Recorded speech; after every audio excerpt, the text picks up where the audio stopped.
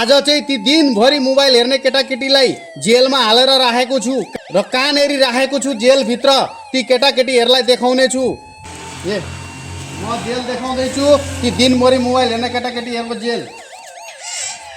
हजुरहरू देख्दै हुनुहुन्छ ती दिनभरि मोबाइल हेर्ने केटाकेटीहरू यिनीहरूलाई धरेर यहाँ जेलभित्र हालिदिएर छु। यिनीहरूको जेल हो यिनीहरूको जेल हो। अहिले जेलभित्र सुतिरहेछन्। खानापिना केही दिएकी छिनँ मैले जेलभित्र यी केटाकेटीहरूलाई। र हेर बदमास केटाकेटी हो जो बदमास केटाकेटी दिनभरि मोबाइल हेर्ने केटाकेटीहरू। हेर उठा उठा अहिले छोड्छु तिमीहरूको।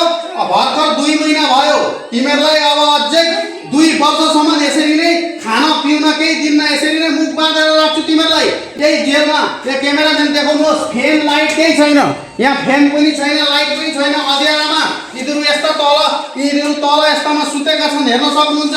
यिनीहरूको खाने पनि व्यवस्था छैन र भोक लागिरहेछ भेट्दैन केही खान भेट्दैन। अहिले भोक लागिरहेछ। पानी केही भेट्दैनौ तिमीहरूले। पानी दिनु तिमीहरूलाई यत्तिकै राख्छु। हेर्ने बेलामा चाहिँ मोबाइल हेर्छौ गइराख तिमीहरू। केटाकेटीहरू मुन्दैछ देख्दै हुनुहुन्छ र तिमीहरू सुत।